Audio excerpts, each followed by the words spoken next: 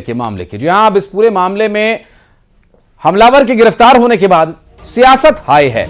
गरमाई सियासत में चर्चा एक अलग ही दौर में पहुंच गई है। हमलावर के बांग्लादेशी होने के शक जताए जाने के बाद से भारत में नाम बदल कर रहने वाले बांग्लादेशियों की लिस्ट में एक और नाम जुड़ गया है।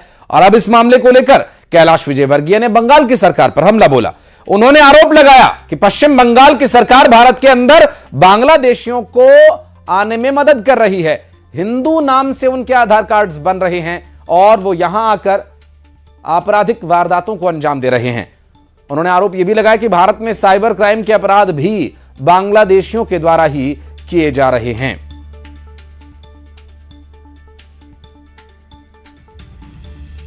की सरकार के द्वारा घुसेड़े जा रहे हैं भारत की सीमा के अंदर और हिंदू नाम से उनका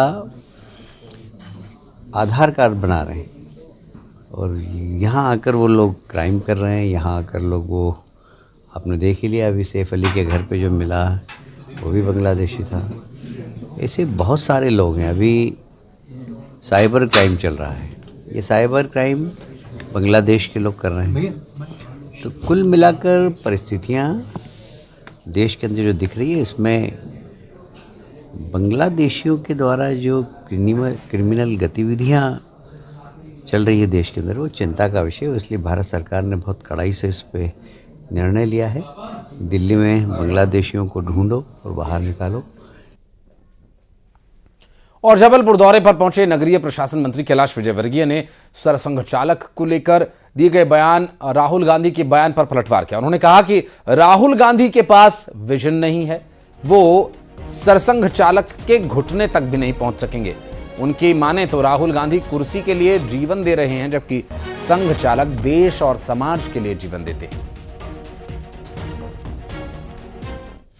देखिए, ऐसा है, राहुल जी का कद इतना नहीं है कि वे मोहन भागवत जी की घुटने तक भी पहुंच सके और इसलिए उनके मुंह से मोहन भागवत जी के विषय में चर्चा करना न समाज को पसंद है न देश को पसंद है। उन्होंने देश के लिए अपना सारा जीवन दिया है और राहुल जी कुर्सी के लिए अपना जीवन दे रहे हैं। दोनों में अंतर है। इसलिए जब भी वो परम पूज्य भागवत जी के खिलाफ कुछ बोलते हैं तो मुझे ऐसा लगता है कि आसमान पर देखकर वो थूक रहे हैं।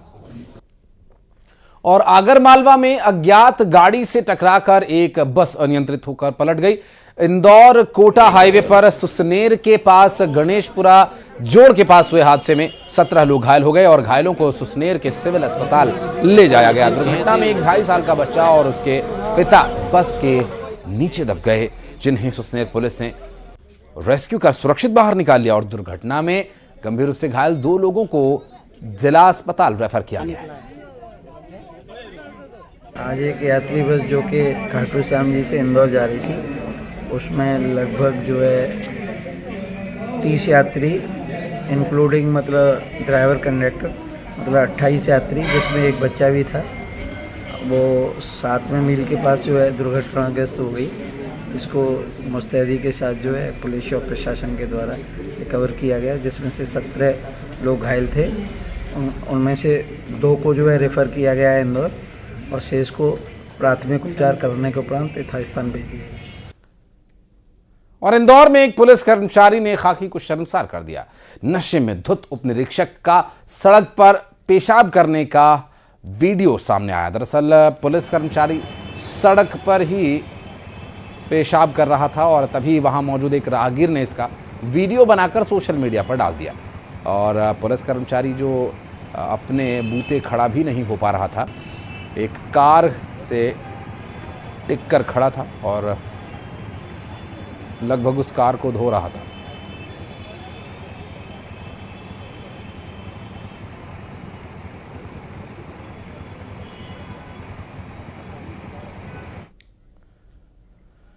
और भोपाल में ट्रेन से कटकर 11वीं कक्षा के छात्र की मौत हो गई। छात्र को फोन पर गेम्स खेलने की बहुत गंदी लत थी और टास्क को पूरा करने के चक्कर में ट्रेन से टक्कर हो गई और उसकी मौत हो गई। पुलिस ने छात्र का फोन भी जब्त कर लिया है। फॉरेंसिक जांच अब इसकी की जाएगी और 11वीं कक्षा का छात्र हो या 10वीं कक्षा का छात्र हो, 7वीं, 6ठी, 5वीं तक और पहली दूसरी की कक्षा के छात्र भी आजकल मोबाइल पर खेले जाने वाले ऑनलाइन गेम्स के इतने दीवाने हैं कि ना उन्हें पिता की बात समझ में आती है, ना माता की, ना भाई की, ना बहन की, ना गुरुजनों की।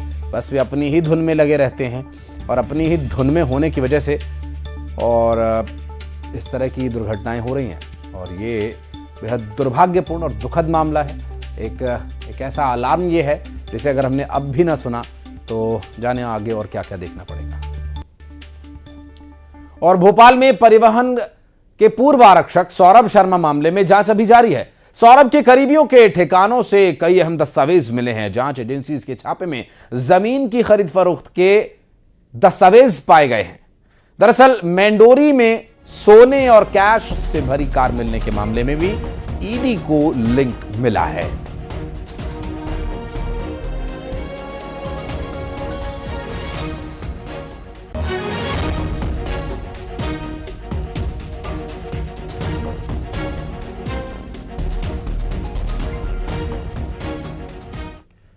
और भोपाल से एक अहम खबर, जहां कुत्ते के साथ बर्बरता किए जाने का एक मामला सामने आया, जहां एक कुत्ते के पांव बांधकर उसी रस्सी से लपेटकर मुंह को बांधकर रस्सी से बांधने के बाद बेदम उस कुत्ते को पीटा गया और पीटते पीटते उसकी जान ही निकाल दी। कुत्ते के साथ बर्बरता किए जाने का एक सीसीटीवी वीडियो भी सामने आया है और आनंद नगर के सिद्धार्थ लेक सिटी का यह पूरा मामला बताया जा रहा है। दरअसल पिपलानी थाने में अज्ञात के खिलाफ मामला दर्ज कर लिया गया है।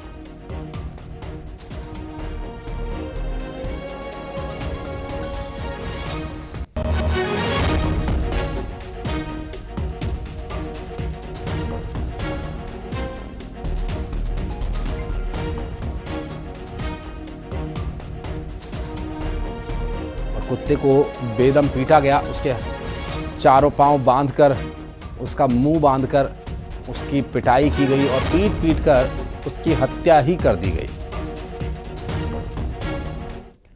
और बढ़ते आगे, जबलपुर में क्राइम ब्रांच के मझौली पुलिस ने कार्रवाई करते हुए लग्जरी गाड़ियों से गांजे की सप्लाई करने वालों को गिरफ्तार किया और बड़ी खेप यहां से जब्त किया। और इतना ही नहीं, तस्करी कर रहे एक परिवार की 3 महिलाओं सहित 7 गांजा तस्करों को भी गिरफ्तार किया गया।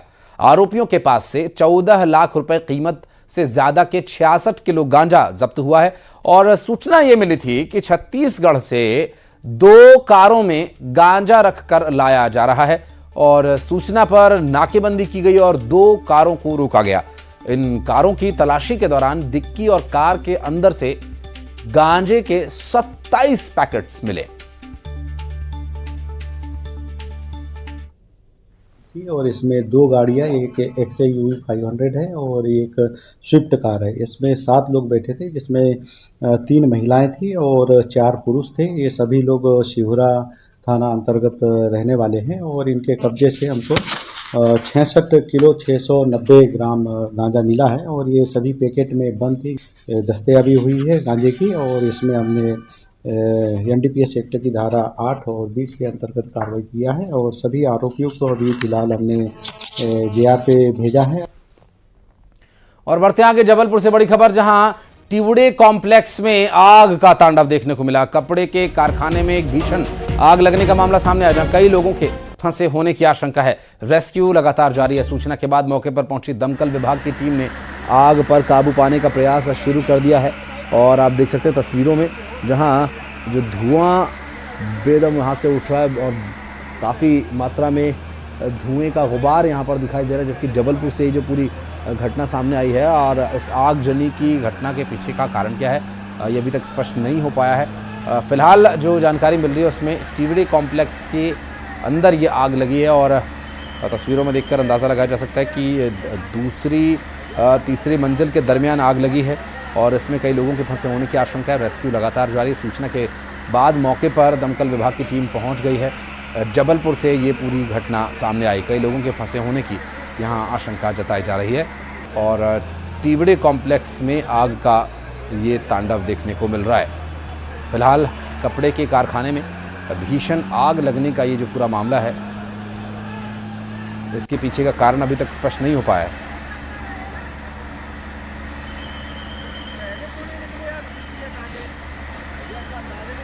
और श्रीनिवास हमारे सहयोगी इस वक्त हमारे साथ जुड़ के बात करेंगे उनसे। श्रीनिवास, कब इस घटना की जानकारी मिली और अभी वर्तमान परिस्थितियां क्या हैं यहाँ पर? जबलपुर के करमचंद चौक पे स्थित है टिवरी कॉम्प्लेक्स। यहाँ पे सैकड़ों की संख्या में वहाँ दुकानें हैं उस कॉम्प्लेक्स के अंदर, जिसमें कि जो कपड़े की दुकानें होती हैं उनकी जो गोडाउन ऊपर बनाया गया था, जिसमें कि आग अचानक से भीषण आग लग गई है। उस आग को कैसे लगी, क्या लगी, अभी तक तो प्रथम दृष्टया समझ में नहीं आ रहा है। वैसे बताया जा रहा है शॉर्ट सर्किट से आग लगी, लेकिन अभी फायर ब्रिगेड के वाहन आ गए, आग बुझाने का प्रयास किया जा रहा है, लेकिन अभी तक आग नहीं बुझी है। आग और भी भीषण होते जा रही है। साथ ही धुएं के ऐसे गुब्बारे फैलने के पूरा एरिया पूरा काला हो चुका है। और यहाँ पे हुजूम, यहाँ पे जो है पुलिस को भी संभालने में बहुत दिक्कत हो रही है, क्योंकि यहाँ पे आग को देखने के लिए हुजूम बढ़ गया है और पुलिस फोर्स को काफी मशक्कत लग रही है। हालांकि अभी दर्जन भर से ज्यादा फायर ब्रिगेड के वाहन आ चुके आग को बुझाने का प्रयास कर रहे हैं, लेकिन अभी तक उन्हें ये चीज समझ में नहीं आ रही कि आग कहाँ लगी और किस जगह लगी, कि कैसे बुझाया जाता है, क्योंकि अंदर से जो कॉम्प्लेक्स पूरा पैक होने का अंदर जा भी नहीं पा रहे। वहीं साथ ही बता दूं कि वहाँ कुछ दर्जन भर लोग वहाँ फंस गए थे, जिनका रेस्क्यू करके फायर ब्रिगेड द्वारा उसको नीचे उतारा जा रहा है और अभी आग को काबू करने का प्रयास की जा रही है जी। लेकिन इस पूरे मामले को लेकर श्रीनिवास, आगे जो स्थिति रहेगी उस पर हम जरूर आपसे बातचीत करेंगे। बहरहाल बहुत बहुत शुक्रिया आपका। और अनूपपुर के डोला के कुछ वार्ड्स में बीते कुछ महीने से वन्य प्राणी भालुओं ने लोगों का जीना मुहाल कर दिया है। भालू लोगों के घरों के अंदर घुस जाता है, घरों को नुकसान पहुंचाता है। और बीते कुछ महीने पहले एक अधेड़ महिला को भालू ने बुरी तरह से हमला करके घायल भी कर दिया था, जिससे महिला बुरी तरह से घायल होने के बाद उसकी जान पर भी बनाई थी। हालांकि इस पूरे विषय को लेकर कई बार वन विभाग के अधिकारियों को इसकी जानकारी दी गई, लेकिन अधिकारियों की सक्रियता यहाँ दिख नहीं रही। अब देखिए, घर के अंदर भालू बड़े आराम से घूम रहा है, बर्तनों में झांक रहा है, देख रहा है कि कुछ खाने को मिले, और ये भयानक और डरा देने वाली, दहशत वाली परिस्थितियां लोगों के लिए बनी हुई हैं। और एमपीपीएससी का रिजल्ट घोषित हो चुका है। देवास की दीपिका पाटीदार ने पहला रैंक हासिल किया और इस दौरान दीपिका पाटीदार ने कहा कि उन्होंने अपनी तैयारी का सफर 9 साल पहले शुरू किया था और इंदौर में रहकर अपनी पीएससी की तैयारी उन्होंने शुरू की थी और इस दौरान उन्हें कई बार असफलताओं का भी सामना करना पड़ा। हालांकि हर असफलता से उन्होंने कुछ नया सीखा और नए हौसले, नए जज्बे के साथ आगे बढ़ी और लक्ष्य साध लिया। यहाँ पे पहुँचने में लगभग 6 साल लगे हैं। ये मेरा प्रीलिम्स के तौर पर छठा अटेम्प्ट था और मैंने लगातार 4 इंटरव्यू दिए हैं, जिसमें मैं असफल रही हूँ। ये 5वां इंटरव्यू था मेरा 2022 का, जिसमें मुझे फर्स्ट रैंक प्राप्त हुई है। मोटिवेशन फैक्टर क्या रहा आपका? मोटिवेशन फैक्टर मेरे पेरेंट्स ही रहे हैं, जिन्होंने मुझे हमेशा मोटिवेट किया है इसके लिए। उन्होंने मुझे पुशअप किया कि अधिकारी बनना है, एक बड़ा अधिकारी बनना है। उनकी एक्सपेक्टेशन नहीं थी, उनका ये था कि आप सेटल हो जाओ, आप आपके जीवन में ऐसा कर लो कि आपको किसी और पे डिपेंड ना रहना पड़े। उसी के लिए उन्होंने हमेशा मोटिवेट किया है और उन्हीं का क्रेडिट है कि आज मैं यहाँ हूँ।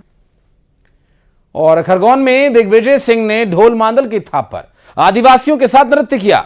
भगवानपुरा से कांग्रेस विधायक केदार डाबर के सांधवी स्थित घर पर पारिवारिक आयोजन में वो आमंत्रित थे और कार्यक्रम के दौरान आदिवासी नृत्य का एक बड़ा आयोजन किया गया था। ढोल मांदल की थाप पर दिग्विजय सिंह ने भी आदिवासियों के साथ नृत्य किया। खरगोन से ये तस्वीरें सामने आई।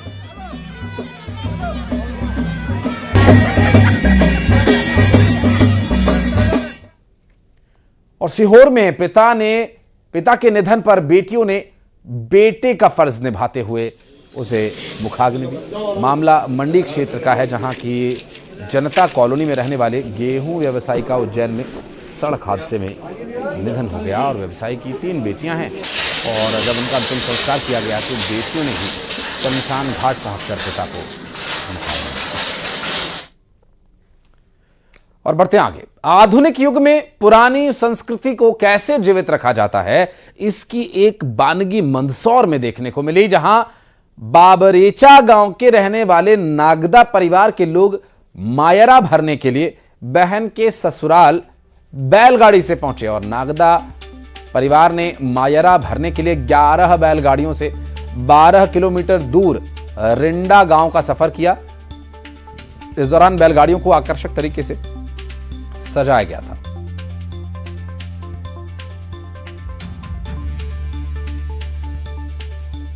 और अब टॉप 20।